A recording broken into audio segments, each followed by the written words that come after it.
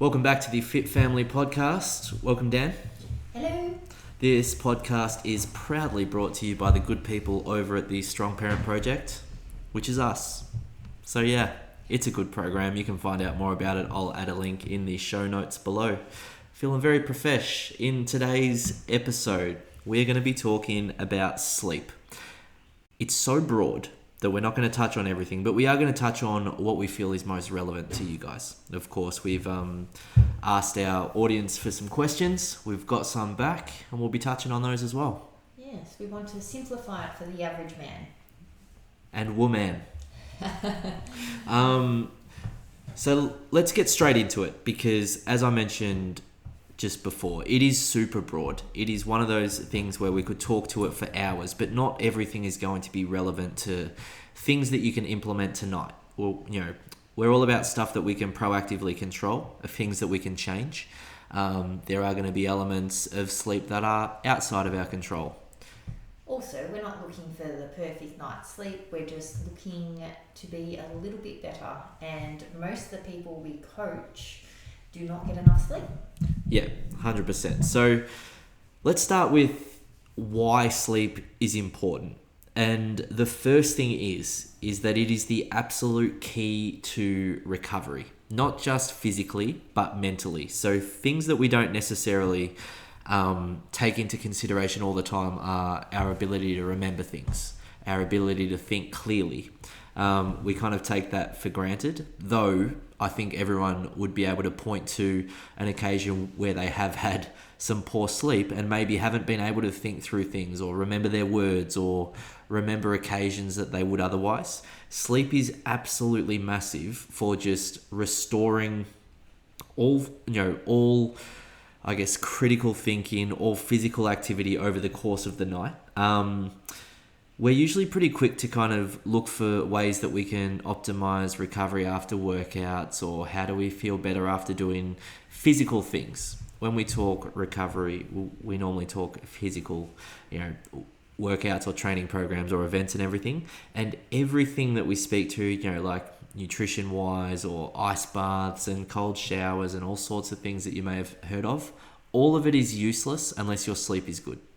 100%. That is like icing on the cake, optimizing stuff. Yeah, we get questions on creatine and questions on different supplements and this vitamin and that vitamin. And if you are not sleeping 7 to 9 hours as an adult, or as close to that as you can, then I would go so far as to say is just forget every supplement. It doesn't matter, because sleep is going to be 90% of your recovery, and then the little bits and bobs that we might get caught up in the weeds about after that will matter a little bit. And if you're a professional athlete, which I don't expect anyone listening to this podcast is, then yes, that smaller stuff will matter. But if you're just an average Joe like us and you want to feel better, then focus on how you can get a better night's sleep. Even to the professional athlete, what do they focus on first? They're in bed nice and early. Sleep, because that has a massive impact for athletes in terms of your risk of injury. The stats on that increase dramatically based on sleep. Yeah, 100%. So let's just nail that on first and foremost, is every other change that you might be trying to make to your lifestyle. If you look at your sleep over the past week and you're hitting 5 hours, let's get that up to 5.5. Let's get it up to 6. Let's make improvements there, because that is going to matter more than the amount of carbohydrates on your plate, or blueberries versus apples, or whatever it is that you're working through at the moment. Sleep, number one. It plays a massive role. So let's talk about the role. Yeah. What does it impact? So it impacts in regards to results. Let's talk hormones first. Hormones. Okay, sure. So think of sleep as like restorative in regards to your baseline. So when it comes to fat loss, the two key hormones that sleep impacts are ghrelin and leptin. These are our hunger hormones. Okay, so when ghrelin is elevated in your system, you will feel hungrier. It'll be signaling your brain that you need to eat something. When you sleep less, ghrelin is elevated. So it's not as though it changes your body's metabolism per se. but it does impact the way we feel about our metabolism, which can then change our actions. Our behaviours. Yeah. 100%. And I always think of this, guys, think of a gremlin. That's how I always remember Yeah, it. like a little gremlin in your brain. I absolutely turn into one when I don't have enough sleep. And being aware as well. So we have these conversations with every single client. Think about how you feel. Yeah. Like, I went out on the weekend. I know this is very Rager. rare, people. Just to be clear, she was home before 10. I think it was actually after 10. It wasn't. About 10. Yeah, whatever. Okay. Mate. I like to be in bed Mate. by 10. That's kind of my general. I'll be in It's bed by about 8:30. Oh, that's a dream, but that doesn't often happen given what we do. But that would be nice. And yesterday, oh my goodness, did I feel the impact of that? Yeah, especially when it's outside your normal. Like, we talk all the time about how people get used to the way they normally feel because that is their normal. Obviously, that's the definition of normal. But when you have something that you consistently do and then have it taken away, or the opposite as well, when you have something that you consistently do and then have an extra 3 hours sleep, the way you feel is going to be so much better. There is a little bit of nuance to this because what our body actually prefers is, instead of just pure raw numbers, as in, well, I slept for 9 hours on Tuesday, so I'm going to feel so much better. Our body does prefer consistency when it comes to sleep. So the same nighttime every night, the same wake up every morning, that's when you'll feel your best. So you cannot just go, oh, okay, well, I'll have 5 hours of sleep from Monday to Thursday, and then on Friday, Saturday, I'll catch up with 10. And that's generally the type of behaviour we see in today's world. I would say that's fairly common. Clearly, if you're a shift worker, we're not talking to you. We're speaking to people who live a somewhat more regular lifestyle where it's 9 to 5 and there's some element of consistency with their mornings and their night times. And I guess that's what we're focusing on as well, the things you can control. So obviously there's a lot of things that impact your sleep. So if you're in the stage of life where you're breastfeeding or you're up for young children, the stuff you cannot control. Obviously they are variables that you just have to deal with at certain times in life. What we want to focus on today are, first of all, understanding what does impact your sleep, and then focusing on what you can do to improve that. Yeah, absolutely. We are going to get to some things that you can control, and we did have a few questions around that as well from members of our community, and we'll touch on those towards the end. But just before we tie a bow on the hormones, I did want to speak to something in regards to more physical performance, because not everyone has a fat loss goal. Hang on, so you spoke about leptin and Gremlin. Yep. And now you're moving on to, I'm guessing, growth hormone? Yes, absolutely. So if you're someone who's trying to grow lean muscle, if you're someone who's trying to get stronger, we often think as like the actual workout itself being the main thing. Yeah. So it's like, okay, well, if I just do more of that main thing, then I should get better results, right? And it's like, well, what the workout is a stimulus for the rest to come. Okay, so if you just train every day and you don't focus on your recovery as much, you're never giving your body the opportunity to rebuild what you've knocked down. So think of your body as a renovation. If you're just constantly flattening rooms and not providing the bricks to actually rebuild, you're going to end up with a shell of a house with no roof and get wet all the time. Yeah, well, no house. It's demolition basically every day, and there's no rebuild. Yeah, so instead, obviously training is good, and training is one of the key things that we can use to improve the quality of our sleep, actually. But the key part of the sleep is human growth hormone. So that is what is released. Most people who have heard of human growth hormone before may have heard it under the guise of a performance enhancing drug. It's a naturally produced substance in our body from the hours of 10 p.m. onwards till 2 a.m. So if you're eating into that time of night, if you go to bed at 11:30, obviously there's less opportunity for your body to release human growth hormone in your system to then recover from the training that you're doing.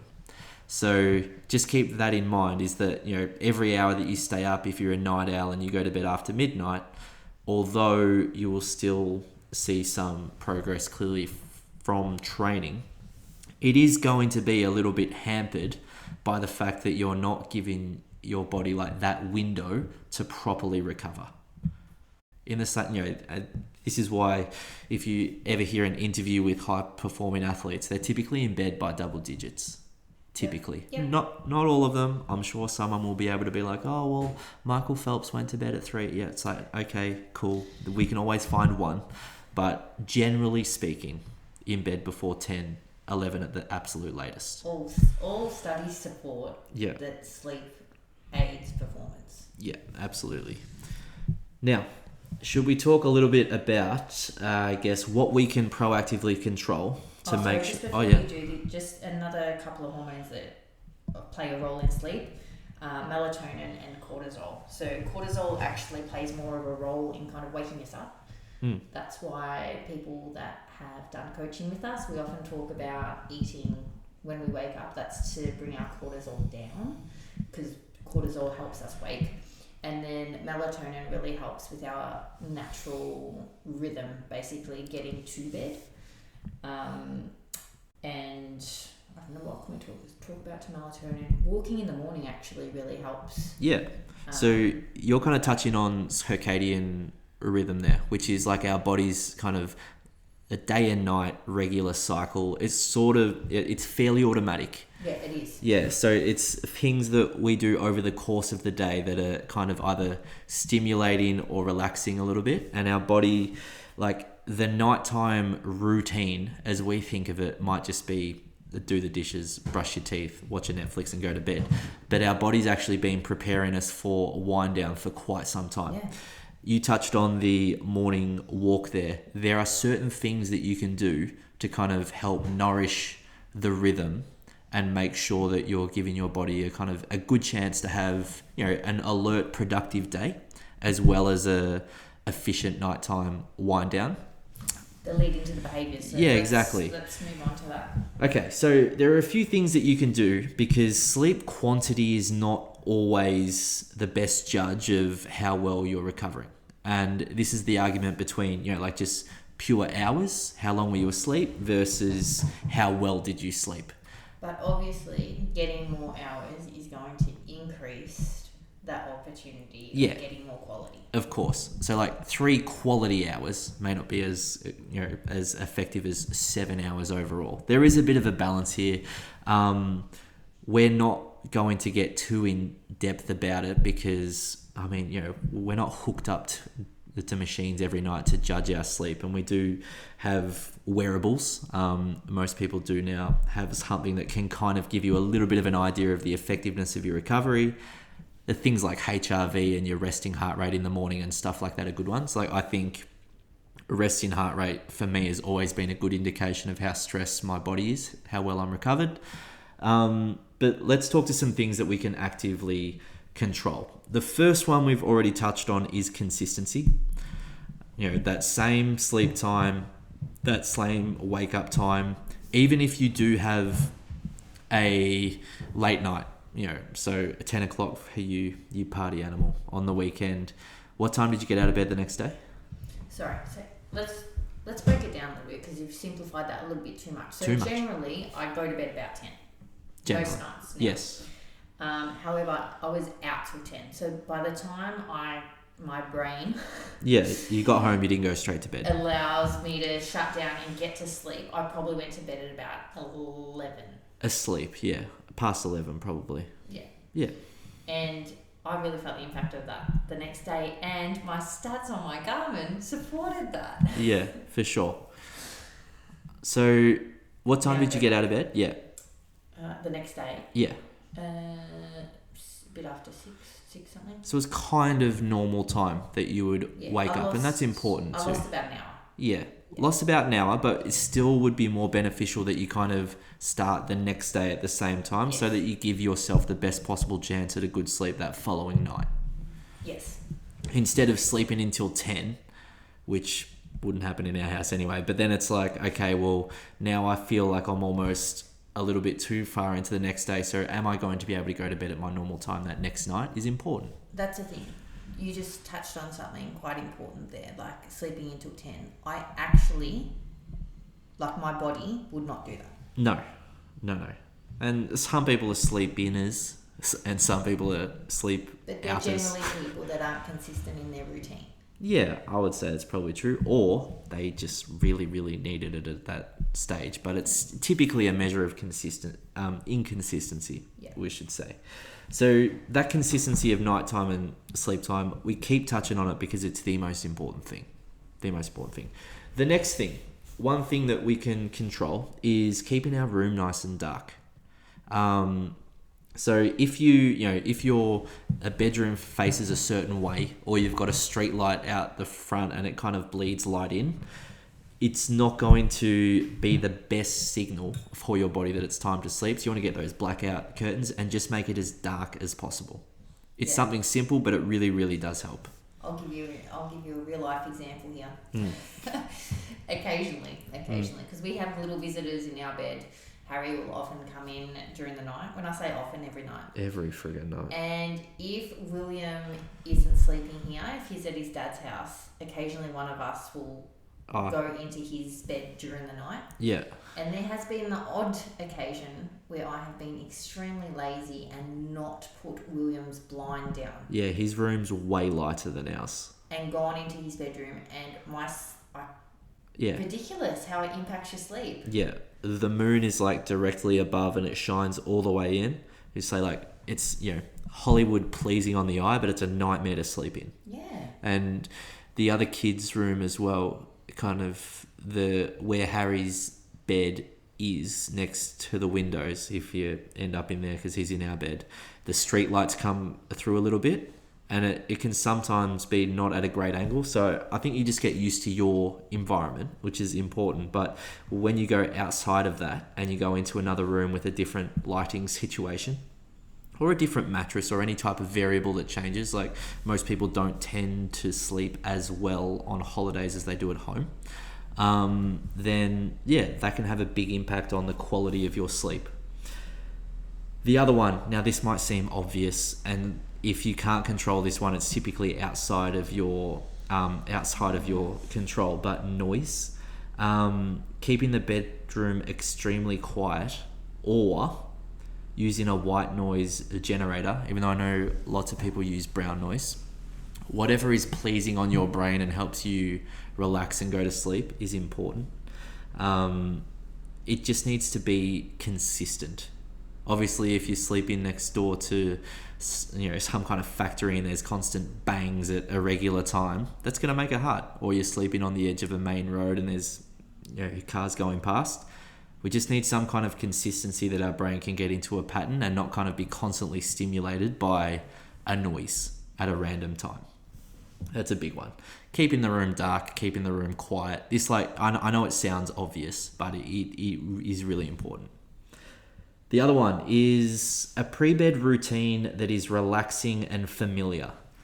Oh my goodness. How many people do I talk to every single week? And most people, when we talk about sleep hygiene, so doing things that are going to serve us well for a good night's sleep, the last thing they do is scroll on their phones. Yeah, you're guilty right here. But the thing that is important is that, and stress management, we talk to a lot of our guys about stress management, and the number one way to manage stress is to have quality sleep. It's, to overall help your body recover. Restore, yeah. Yeah. So one of the things we talk about, a stress management practice being is winding down before bed. Because I think everyone can think of a time or a period in their life or, consistent periods in their life where they lie down on the pillow and they're exhausted, but they're absolutely wired. And it's because that's basically a measure of cortisol being the predominant hormone in your body at that time, and you're just not relaxed enough to go to sleep. And if you do go to sleep, it's going to be poorer quality because of the way you feel and the environment in which your body was when it started to sleep. So a nighttime routine, it just needs to put you in a state of rest and digest instead of being that, fight or flight, really busy, rushing around, which is why obviously you weren't in a fight or flight response on Saturday night when you get home from a dinner out. Like, it's not as though you've just been running away from tigers, but you need to give your body a little bit of time to kind of switch over and calm down before you then try and go to sleep. So for any individual person, this can look different as to what works best. Most people will likely watch some TV after dinner. Maybe don't watch a horror movie. Maybe watch something that's a little bit more relaxing. Have a cup of tea. Slow your breathing. Do you have a shower before bed? Things like this that help us relax and kind of distract us a little bit are good ideas to include consistently into your day to make sure that you do feel relaxed by the time your head hits the pillow. Yeah, so I think the key point here is, and a lot of people ask questions around this one as well, so what are things you can do before you go to bed to help you sleep? That was one question. And another question was, what food would you have prior to going to bed as well? So with with all behavioural things, the trick is finding what works for you, which is what you just touched on. You mentioned a few things that people could do, and some people would be going, yes, that's me, and other people would be going, hell no.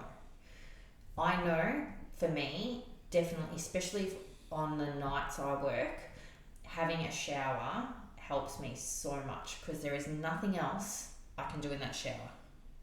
Like, I can't look at something. Yeah. Like, zero distractions. And it feels nice. Very relaxing. Very relaxing. If I could, I would have a bath. That would be even better.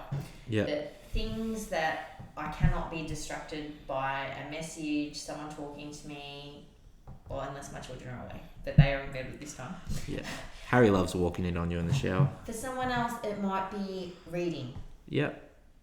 For someone else, it might be having a cup of tea. Yeah. It's typically something where you can only do one thing at once, I find is the most relaxing. Like, if I'm watching a TV show and I'm feeling into the TV show and I'm not scrolling at the same time, then that tends to work better than half watching, half scrolling, doing one thing, replying to people another thing. It's not overly relaxing. Yeah. So it's typically something that takes all of your attention and you kind of lose a little bit of like connectedness to other stuff. Usually works quite well. The other question we got, and we may as well touch on it now because it relates to this topic, I guess, of that routine. When it comes to, like lowering cortisol and stress before bed and giving you that satisfaction, cortisol and insulin can't coexist. It's one or the other. Now, when people think insulin, they usually think like blood sugars, and that's right. Now, I'm not saying that if you're feeling stressed, you should smash a Kit Kat and it's going to help you go to sleep, but something like watermelon, something light, like healthy sources of carbohydrates might be a good idea to have 30 to 60 minutes before bed, but not too much. Because if you overdo it, you'll be lying there trying to digest your food and feel very uncomfortable. A small amount of healthy fats is very, very... Yeah, absolutely. Fats is good. Anything that's going to raise your levels of insulin in your body just a little bit to help, lower your sugars in your blood is going to help with decreasing the level of cortisol in your system. If you have a cup of tea, you might want to add a teaspoon, not a tablespoon, jeepers, a teaspoon of honey or something like that, just to, sweeten it up a little bit. It's nothing crazy. Honestly, it's whatever works for you. So it may actually be a little bit of self-discovery that you need to do to figure out the best practice. Next one, temperature. Temperature of your room is important. I think we can all think of a time where it's just been disgustingly hot and you're just lying there going, this is awful. We'd probably prefer it to be on the cooler side so that you feel nice and cozy and comfortable in bed compared to lying there sweating and being like, I can't wind down. So keep it nice and cool in the room. Stimulants. Eliminating stimulants like caffeine later in the day. We have a bit of a rough rule in our house, which is kind of no coffees after lunchtime. It's generally a good measure to go by. Everyone's different. some people in your family especially can smash a coffee at 8 p.m. and go to sleep like it's nothing. Yeah. That would ruin us. I was about to say probably more the Mediterraneans, I do notice, have more of a tolerance at night time to coffee. It's what you're used to. It's what you tolerate. Alcohol is another one. Alcohol is a depressant, so it does make you sleepy, but it has the mean kind of result of absolutely destroying the quality of your sleep. Ruins it. So whilst you might feel really drowsy after having a couple of drinks, your sleep will not be better for it.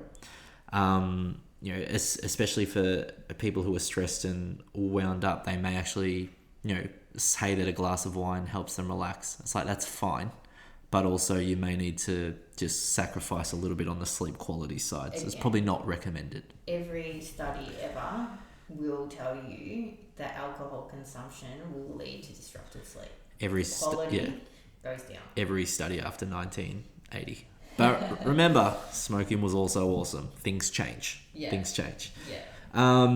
Exercise is a good one. Like exerting yourself during the day through whatever means that you enjoy is a great way to just sort of spike your body up and get all the benefits of exercise, but it also does help with your sleep.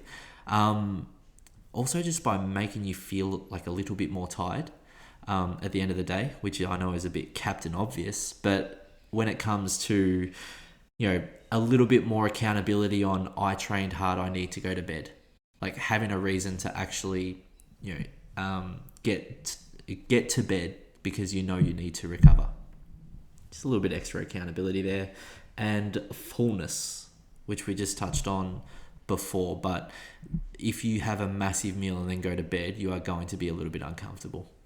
We've spoken to that occasionally with your cousins. We used to go to that Greek buffet joint, which is closed. R.I.P. Meza. We had a recent when we went out for that dinner and we had quite a large meal and dessert. Like we had a fair bit of sugar that we wouldn't usually have. Oh, we felt rotten. And it really impacted both how we felt and then reflected in our garments as well. It was quite funny. It was delicious, but it was just my goodness. My heart rate variability, which is a measure that is okay, some people like it, I don't love it, was lower than after I did the ultra marathon. After that, yeah. So that's why I was like, some people like it, some people don't. That's okay. Should we go to some member questions? We've touched on a couple. Yep, so I think we've covered the first few. There was one about hormone help for sleep during one's period. So some people do talk to me about this a lot. Sometimes people find it quite difficult, to fall asleep when they're leading up to their period and when they have their period, and also staying asleep during this time as well. Yeah. Reason being, our hormones obviously are changing a lot during this time. So both estrogen and progesterone, they're at their lowest point right there, and that's why you feel that way. So some people struggle to be falling asleep and staying asleep. I know I get extremely tired. That is the only time I am feeling exhausted, and my body battery will always have a massive dip. That's right before I get my period. For those who don't know, that's a measure on a Garmin of how tired you are, how hard your day's been, is your body battery. So they are the reasons why you feel that way. In terms of what to do about it, again, it comes down to the behavioural side. So what can we do? We can't change what's happening in hormone land. That is just part of our cycle. Yeah. But what can we do? Again, coming back to that routine, optimizing your sleep environment, relaxing before bed, limiting the stimulants, which is often one that I find women find hard during that time. Yeah, because you are tired and you want that extra energy. It's the same as the alcohol and the sleep. It's like what is good in the short term is going to hurt you in the next 10 hours. And it's the same with, God, I'm exhausted, I need another coffee. But in 8 hours time when you're trying to go to bed, it's like, oh my God, I wish I didn't have that coffee. Spot on. So these are the ones I coach and kind of focus on the most would be the stimulants and the depressants. So that the caffeine, alcohol type situations there. and the regular exercise. Now, with that one, it's what can you do to still move and feel good and still give your body the best opportunity rather than maintaining the mentality of I need to kill myself with a hard session. Yeah. And I think that's where people kind of get the all or nothing mentality. But I feel terrible, so I'm going to do nothing and I'm going to stay in bed with a wheat bag. Over, okay, I'm not feeling great, but I'm going to go for a 30-minute walk today instead of doing a HIIT session. Yeah. A lot of that stuff, this is more overall than just sleep specific, but a lot of that stuff does come down to an actual understanding of what each type of exercise does in regards to our body. So just having a little bit of clarity on, how much this helps or doesn't helps you then with the actual motivation to do it. So just a little bit more education, I think, on sleep quality and sleep control and what helps your body hormonally in those moments makes you more likely to do it or less likely to do something else. Yeah, and it's easy, like coming from a woman, no offense, Ben. No one wants to hear about hormones and but just stuff understanding, from a 32-year-old bloke. Obviously you understand the science behind it, but just knowing how different women feel at certain times makes implementing that behaviour so much harder than it does for a male. Question for you: do you think I should stop telling my guys to toughen up? Yes. Okay. I'll take it on board. Take it on board, guys. Take it on board. Just of course it's easier when you're feeling awesome and fabulous, but when you are feeling absolutely exhausted, being able to then implement the usual behaviour you would on a day where you feel completely different. It's a different ballgame. And that's of course. when we preach, that consistency. Yeah, like I talk to my guys a lot about having plan A and plan B. When things are going well, this is what we do and this is what we can expect. And then when things are hard, what can we do next? Like instead of dropping from an 8 out of 10 to a 2 out of 10, is there a 6? Is there a 5 that we can hit just to keep that continuity and that sustainability, consistency, all the words that we talk about all the time that are important. But, a lot of this stuff, we were talking about it this morning where it's sometimes when things aren't going great or you're struggling for a little bit of clarity in your approach, it's always a new stuff. It's like, what aren't I doing? What aren't I doing at the moment that will make a huge difference? And instead it's much more, okay, well, instead of finding something new, is there the opportunity to improve something I'm already doing? And that's likely where a lot of people's progress is going to come from in this spot. Some people may have been having an almond latte at 5 o'clock and being like, why can't I sleep? And then obviously the caffeine, you'll be like, oh, well, that's an easy one. I'll stop doing that. But for most other people, they will know that they need a routine or they need to keep, the bedroom nice and dark or cool. And it's like, okay, well, can I improve some of those things that I was already kind of doing from, a 6 out of 10 to an 8 out of 10, or will I see better progress from that? Like the answer is probably yes. It's, it's what you already know, but it's just doing it a little better is going to make a big difference. Yeah, and everyone's better is different. Like people kind of get caught up in, but Josie does this or Rebecca does that. Yeah. It's like, especially when it comes to women's hormones, everyone has different symptoms. Yeah. So what symptom are you trying to resolve? And also, it's like, are they fitter than you? You should just do what they do. Stop it. It's true. If I see a person with big arms and they're like, you should do this, I'm like, brother, I believe you. Stop it. I'm going to do it. You're ridiculous. Other things, I guess, that impact you at that time, body temperature. It's bigger for some people than others. Like, that's something I really notice as well. I am way hotter. So, like, change your PJs. Yeah, you are. Wear different PJs, go a lighter. Nothing at all. Stop.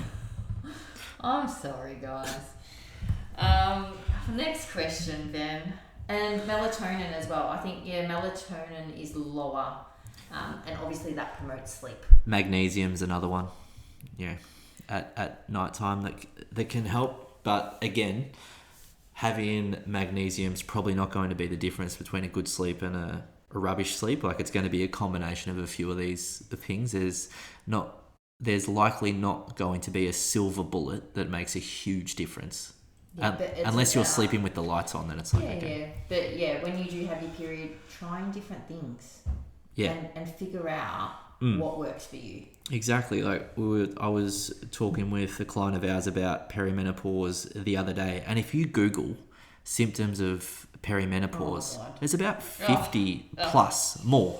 And it's like, well, not everyone's going to experience all different things. So there's as much onus on the individual to kind of go through and find, okay, this is me, this isn't, this is me, this isn't, and then just look for ways of addressing them one by one, instead of just trying to throw mud at the wall and see what sticks. You can be a little bit more intentional with stuff like that, for sure. Yeah. And our last question, what is a good percentage of REM versus deep sleep? Well, this sort of speaks to sleep cycles a little bit. Can we just explain the difference? Maybe we'll start between the difference between REM and non-REM. So REM sleep is stage 5 of our sleep, where it's called rapid eye movement. It's when brainwaves speed up, when we start to dream, like we're just a little bit more internally active. Muscles relax, heart rate increases. It's just a stage of sleep. Breathing is rapid and shallow. Like, we're not the same the whole way through our sleep. There are different stages that we've kind of touched on. Compared to non-REM, where that's like you're in a deeper sleep. Yeah, so honestly, we're not experts in sleep beyond the ways of, okay, what can I control? What can I not control? If you've got a serious, not as though this is an unserious question, if you've got a serious concern about sleep in regards to the cycles, probably need to explore it a little bit deeper than this podcast is going to. We don't tend to worry about that stuff as much, because there's so much more that we can be doing to help our sleep quality, as opposed to kind of just really taking a deeper dive on the different stages. Our stuff is definitely behavioural. And the biggest takeaways, I guess, for most people we speak to is like, are you getting over 7 hours sleep? Yeah, exactly. So most people we speak to aren't doing the fundamental basics to the level where it's like, okay, now we can look at the different stages, because often with this stuff, near enough does absolutely get you good enough. But if it's something that, this is a really long-winded way of saying, I don't actually know how to improve the percentage of REM sleep. I can look into it, but it's just something that is going to be one of those things where I think it's probably a level of intervention that is unnecessary for most people. Yeah. Agree with that? Yeah. Lots of talk about sleep. But sorry for that non-answer. Lots of talk about sleep, but it does play a massive role in our overall health and well-being. It's super underrated. Oh my goodness. Yeah. Oh my goodness. It is a massive part of what we coach all the time. It has a huge impact on both what we do with our nutrition and our physical movement, because it plays a massive role in how we feel. Yeah, just to draw a bow on it from my perspective, most people we coach come to us with the goal of losing weight. And if you are constantly walking around hungry, that goal is going to be so much harder. So addressing your sleep and feeling a little bit more in control of your cravings throughout the day is a huge domino to tick over. So yes, it's absolutely massive. And then obviously if you tick over the domino of sleeping a little bit more to help with your hunger cravings, you're only going to experience more benefits with every other aspect of your life. So if you've listened to this for 38 minutes and 45 seconds, the overall takeaway is sleep more. Get more and be consistent with it. Yep. As always, guys, if you have any questions or you want to pull apart one thing that we touched on a little bit further, we are only a message away. Have a good week.